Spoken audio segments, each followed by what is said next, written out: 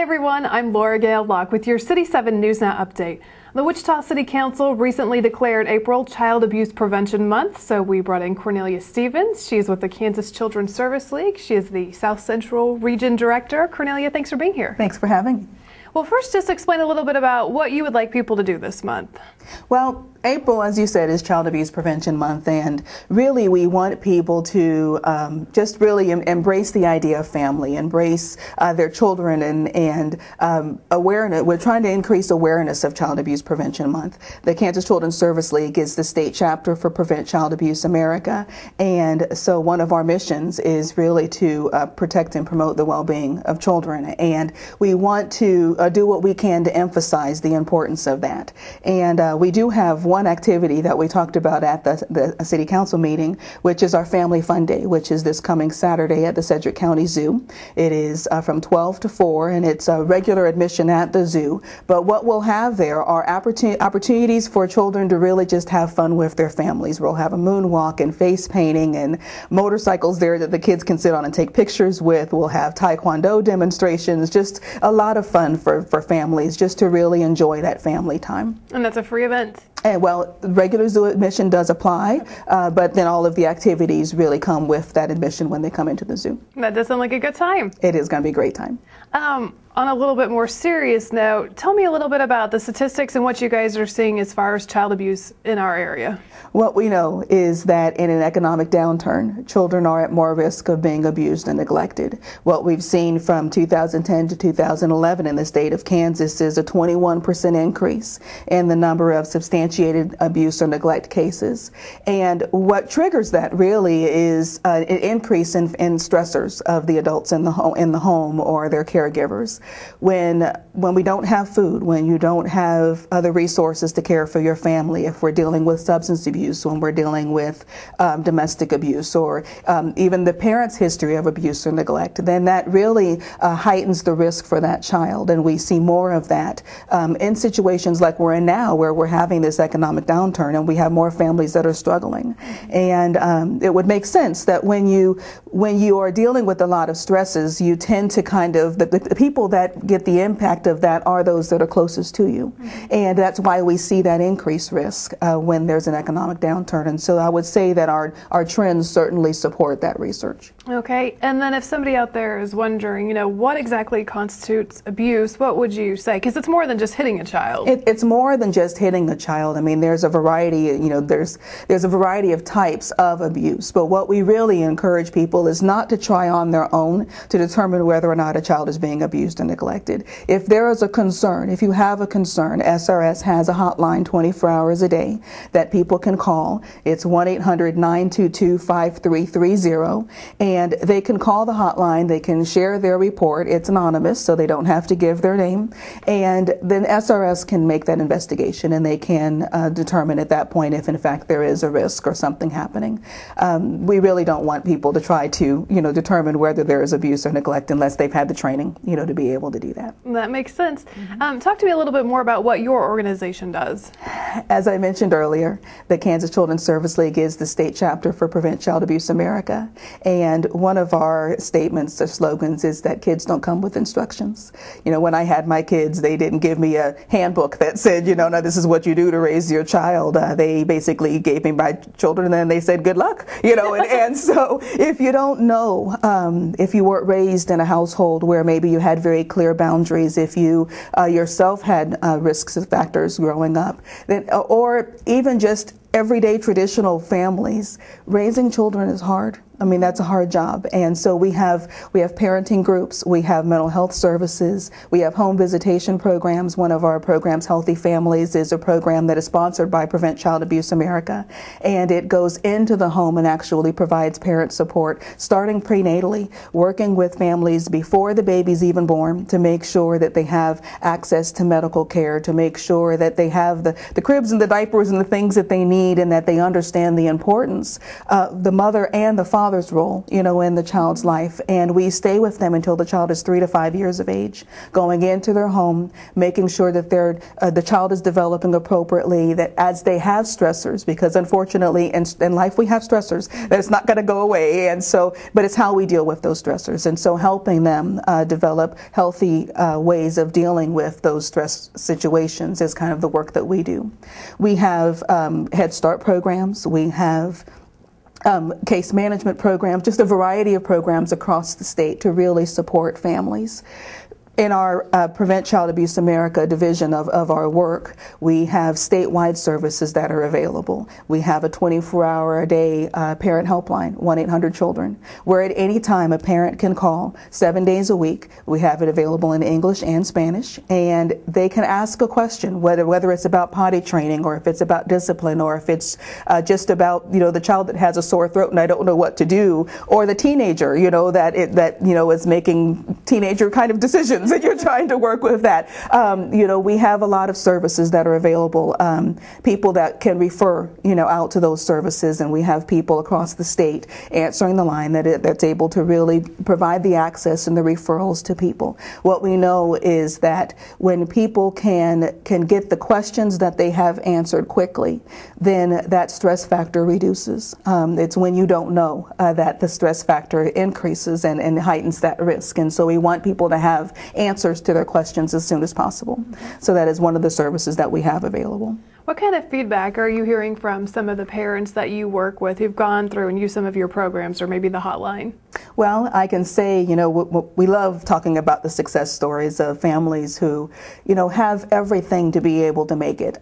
Many times they don't know they do, because they haven't grown up, as I said, in that environment where they had, the strong and supportive families themselves, and so they don't all know the answers. I didn't know the answers. None of us know all of the answers, and right. So to have that help and support really is life-changing. We have families who have said, I didn't know that I could go to college and that I can do this, and so I'm now able to provide for my child in a way that I didn't think that I could, because we were able to help them develop a plan, of what do you want to be when you grow up. At 20-something years old, we've all asked that question of ourselves at different stages, and still ask. That's right. and that are able to work and to care for their children, and that understand the importance of not just propping a bottle, but the difference in what it means when a mom is holding the baby, and that bonding happens. Or for the fathers who didn't quite understand the father's role, in the whole parenting dynamic, and realize the important role that they play as fathers, whether they're in the home or not, in that child's life, and the fact that that family is able to stay intact. Some of the families that we work with have had their children removed, and we work with them to get their kids back, and the joy of seeing those families reunited and seeing the kids back in the home and safe and healthy and happy, and the families really able to be together and to move forward in a positive direction is something that's amazing. From your experiences, what do you find that keeps people from seeking out, these great programs and services that you offer, and what would you say to help them overcome some of those fears? I think that, for many people there is a stigma, I guess, and, I don't want to go to a parenting class because that would mean that I think I'm a bad parent, or I don't want to get mental health services because that would mean that someone might think I have a mental illness. What we know is that life has challenges, and as I said, kids don't come with instructions. And we are there to be able to provide universal supports to people. And wouldn't it be wonderful to be able to just get all of the help that you need and not really have to guess a whole lot? You have supports and resources there to be able to help you. And that's not a bad thing. That's a wonderful thing, to be able to be the best parent that you can be, or to have, your children or your family in therapy so that you can deal with the stressors or the challenges, that everyday parents have, but be able to have the supports to do that and hopefully heal quicker, than you would if you were doing it on your own. And so it's just breaking down the stigma of reaching out for help and recognizing that, your family is stronger, by reaching out for help and by getting that assistance. That isn't a bad thing. That's a wonderful thing for you and for your family. And I'm sure you guys would have a lot of respect for them for doing that. Most certainly, most certainly. And I think what we find from our families is we hear all of the time, I'm so glad that I came. I'm so glad that I have that support. And with some of our programs, we start out meeting with them on a weekly basis, and then eventually we go to meet with them once a month, and they say, no, we want you here every week. Please don't leave. We don't want the once a month thing. Please go back to once a week, because they like having that support, having someone that's there that looks out for their best interest, that is there to help them be the best parent possible. And we certainly get the feedback from our parents that, that we have amazing staff, and our staff are obviously relaying that message. So if somebody's interested in, learning more, maybe participating in a program, is there an application process, or how does that work? Well, basically you just call the Kansas Children's Service League, or you can go to our website, www.kcsl.org, and it has a list of all of our programs or services available there. Or if they contact the Parent Helpline, they can you can kind of talk to them about the family dynamics, the family issues, the things that you might feel that you want some help with, and they'll refer you to the appropriate program. Most of our programs are grant funded and have those that do have a cost, such as our mental health services or our parenting classes. We receive funds from United Way that allow us to offer sliding fees for our families and/or no cost to our families. So we really try to reduce all barriers so that if people need services, they can come in for services when necessary.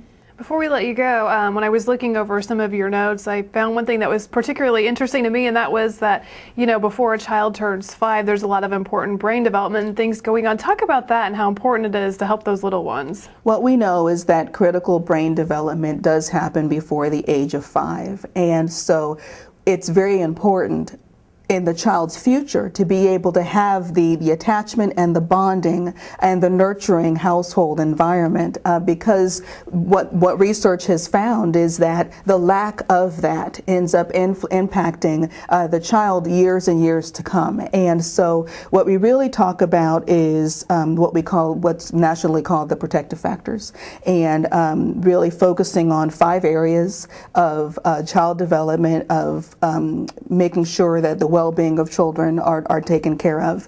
And those protective factors are strengthening parental resilience in times of crisis and stress. And so having programs available like our Parent Helpline or the parenting classes or home visitation programs is part of what we do to really help people, parents, when they're in those times of stress, be able to manage those stressors in healthy ways, because our children are able to sense how we respond, to stress, even in the womb. And so, and that's what, is always very alarming, because in the womb, our stressors really do impact even the baby that is in the womb. And so learning those coping skills and being able to deal with those stressors, starting prenatally, is very important. Building social connections, making sure that, that parents have a support system, be it a friend or family or program such as ours, that they have those social connections, that they find support networks that can really help support them in those times of need, because we aren't meant to do this by ourselves, and so it says it takes a village, That's right. That's what they say, and there is truth to that. And so the more supports, positive supports that people have, the better. Embracing the knowledge of parenting and child development. Many of the issues that we see in our abuse and neglect cases is because our parents don't understand the natural stages of development.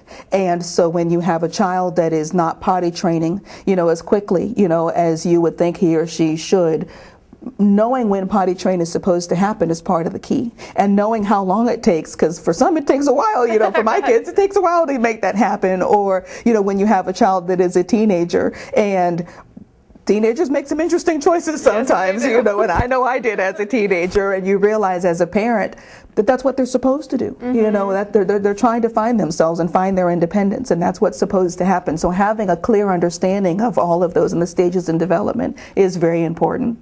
Concrete supports in times of need. So if people need help with their utilities, if people need help with food or diapers or formula, that kind of things, making sure that they know what's available in the community to be able to help them access those services is important. Because again, if you don't have food, or if you believe that your utilities are going to get turned off, then that becomes higher on the totem pole than anything else. And so that adds to the stressors that we would have just in normal everyday parenting.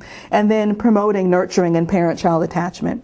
It's very important for the child in development to have that bonding, and important for the parent to have that bonding, to have that feeling of attachment, because that ends up impacting their relationships with their friends, with future spouses, with anyone in the future if they don't have that initial bonding with their parent at the time of birth, through the age of 5. And so recognizing those important things, having those 5 protective factors in place is what research has shown will reduce abuse or neglect in children and keep children safe and families together. So the message would be, don't delay, act now. That's correct. Check out your website and your hotline. That's correct. 1-800-CHILDREN. Please call and come to Family Fun Day and enjoy a wonderful day with your kids. All right, and that's this Saturday, the date? This Saturday, April the 14th, from 12 to 4 at Sedgwick County Zoo. All right, anything else you'd like to add? No, thank you very much for having us. Well, thank you for being here. And thank you for watching this City 7 News Now update.